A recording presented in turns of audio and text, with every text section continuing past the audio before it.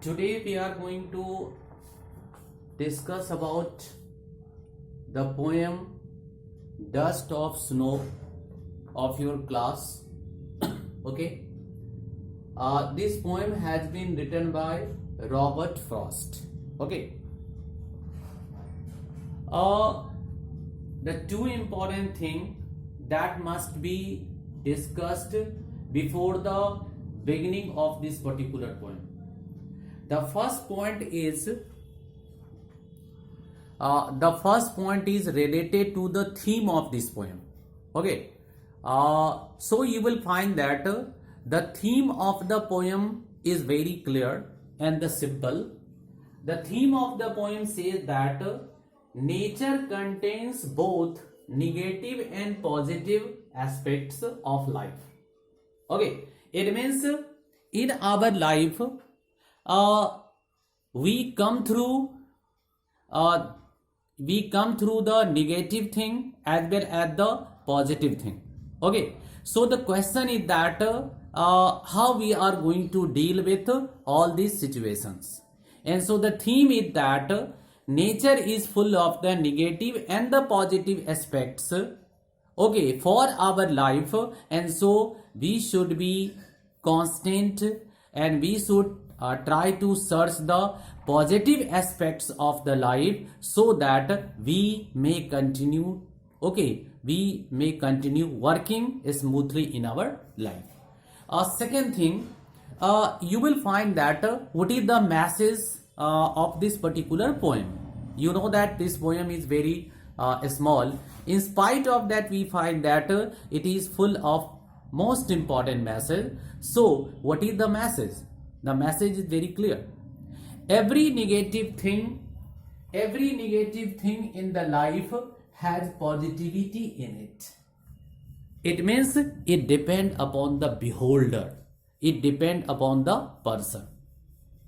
We should try to find positivity instead of crying over or being sad over bad things or bad happenings in the life. So this is the very simple but the clear-cut message. Now we are going to discuss about the paraphrasing of this particular poem. Okay. So we are going to begin with the first stanza of this particular poem. It begins, the way a crow, first thing is crow here. The way a crow shook down on me. It means the poet is telling us that the style or the creativity or the kind in that way the crow shook down on me. And so you will find that this word is coming from the shake word. It means the crow shake down, okay, and due to that it is a past form. So the crow shook down on me, upon the poet, okay, the dust of snow. Okay, so dust of snow, it means you can say fine particles of snow. Okay, so you will find that you know that dust is related to the dirt, but snow, if you are having the snow in the same format, then you can say that smallest or the finest particles of the snow. So while the poet was moving or while the poet was going somewhere, suddenly, okay, there was a hemlock tree, and so from that particular hemlock tree there was a crow, and so the crow shook down. It means there is activity to the crow, and due to that activity the hemlock tree branches, okay, shook down, and so from there the dust of snow fell upon the poets. So here you will find that the poet, so this is your beginning paragraph, and in this beginning paragraph the poet is talking, okay, about two important thing. So here the first one is the crow, and crow is a symbolic representation, and at the same time hemlock tree. Okay, so these two are the most important thing. On the basis of that we can say that okay, the beginning of the paragraph is really in the sad mood.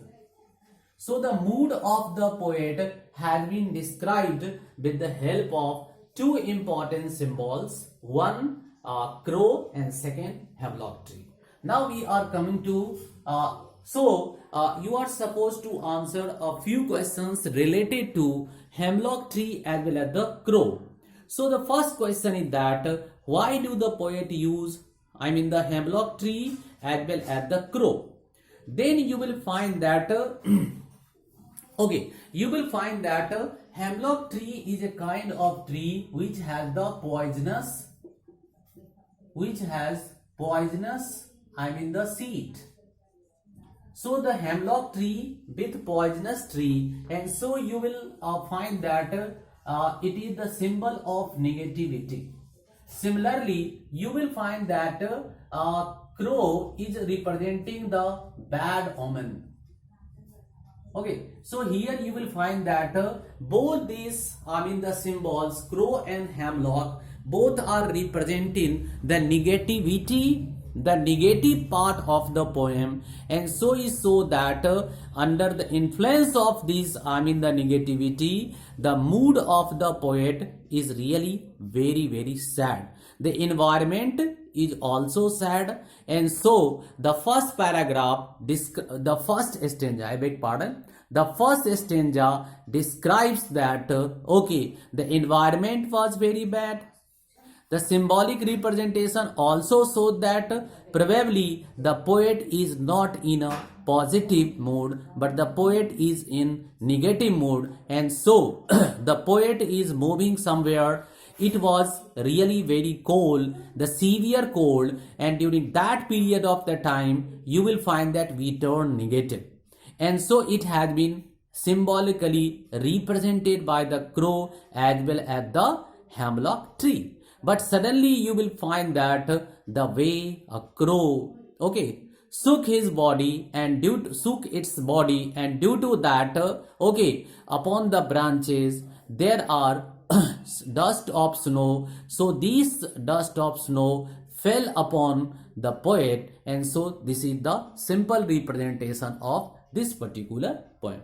Now we are coming to the fine particles, fine parts of this poem. The first thing I want to tell you that there is a O sound here. Here is again O sound and O sound. So you will find that repetition of the O sound continuously. So it is an example of assonance. This is the first poetic device. Second, you will find that here okay, and from a hemlock tree. First thing, so you will find that first thing. Second thing, you will find that the line is start, but there is no end of the line. There is no full stop here, and probably we find that this whole sentence will continue and end to the last. So we are going to coming to that particular point. Then you will find that what is this, and so we are moving to the next part of the stanza.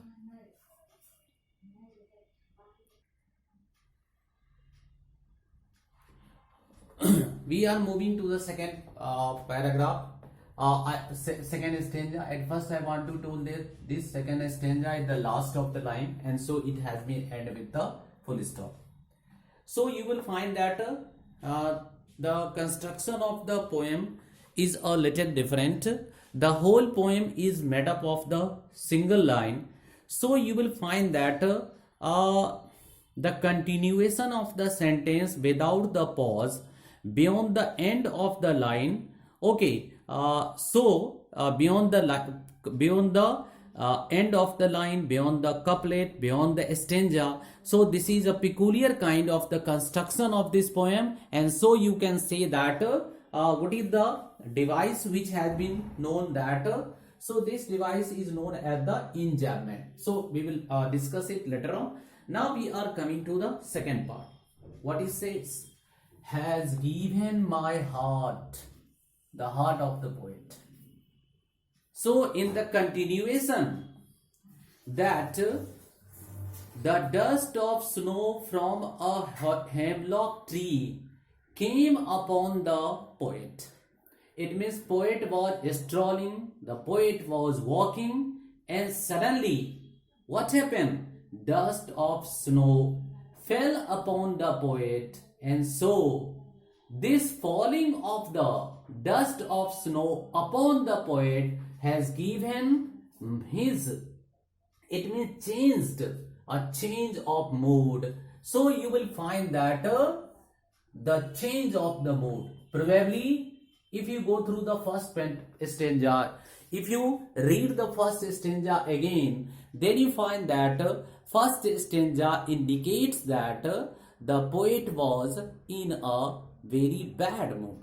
The mood of the poet was not good. So it is negativity. He was full of the negativity, and due to that you will find that in the previous stanza he has already discussed about the crow as well as the hemlock tree. So these two, I mean the symbolic representation, these two symbols really represent that the environment was very dull and the poet's mood was really not good. Okay, so once he came out, then suddenly what happened? Suddenly you will find that dust of snow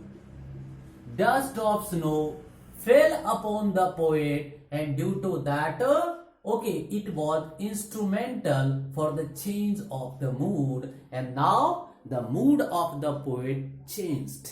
Okay, so you know that in the environment, in the in the nature, everything is present.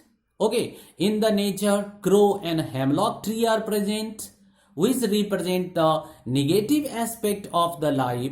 But suddenly, once he was in the company, once he came outside, okay, the falling of the dust of snow really changed the mood, and so now the poet is full of positivity. It had changed the mood of the poet, and so the poet says, and saved some part of a day.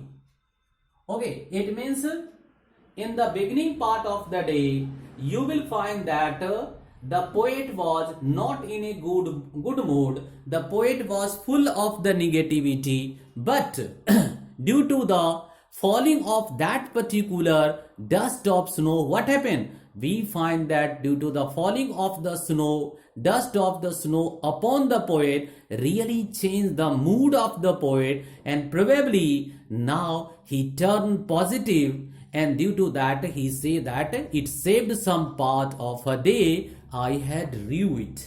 And ruined means, okay, it was in a regret, held regret, full of regret. It means he was regretting that it is really bad for me today. But that regret convert into the happiness, and it all happened due to the falling of the dust of snow. So here you will find that dust of snow really represent something, and what is that? Okay, so here in this poem, in this here you will find that dust of snow represent the joy and happiness. Joy and happiness. So dust of snow represent the joy and happiness. So it is the symbol of joy, and due to the falling of the dust of snow, the negative aspect, the negative attitude, the negative mood of the poet becomes positive, and now he find that that positive mood really saved some part of his day, okay, which otherwise it may turn into the regret. So here you will find that there are many important things that should be discussed and that should be taken in the mind. You will find that in this poem, the poet has used crow as well as the hemlock tree. So we have already discussed earlier that these I mean the use of the crow and hemlock represent the what? I don't think that it represents the joy or the happiness. Actually, it represents sorrow, the sadness, the negativity. And so, at the same time, once you find that the same crow shake off dust of snow, okay, shake of hemlock tree, then you will find that due to that shaking off upon the hemlock tree, the dust of snow, so okay, these dust of snow fell upon the poet, and so dust of snow represent the joy and happiness, because once it came over the poet, then poet mood changed and now he is full of the positivity. So here you will find that in the nature there are many things, okay, which are responsible to saving our mood, and probably it help us to swinging of the mood. And so here you will find that the poet really focus upon the importance of nature in life. It is full of the negativity, it is full of the positivity, so we have to be in the company of the nature, because it is just like a panacea for all our difficulties, for all our problem, and for all our sadness. Okay, so in this way you will find that we have completed. Second thing, you will find that has given my heart. So here it is H letter, and again here we have a H letter. So in the same line, repetition of the H letter, and so it is the example of alliteration. This is example of the alliteration. Same, okay, in the same way you will find that here there is S, and again there is S also. So it is again the same kind of the poetic device, that is okay. So you will find that the poetic device used saved some part, saved and some, repetition of the consonant sound, the first letter of each word, and so it is the example of the alliteration. Okay, and I have okay, and in this way I think that you don't find any difficulties to understand this particular poem. Okay, so see you again. Thank you.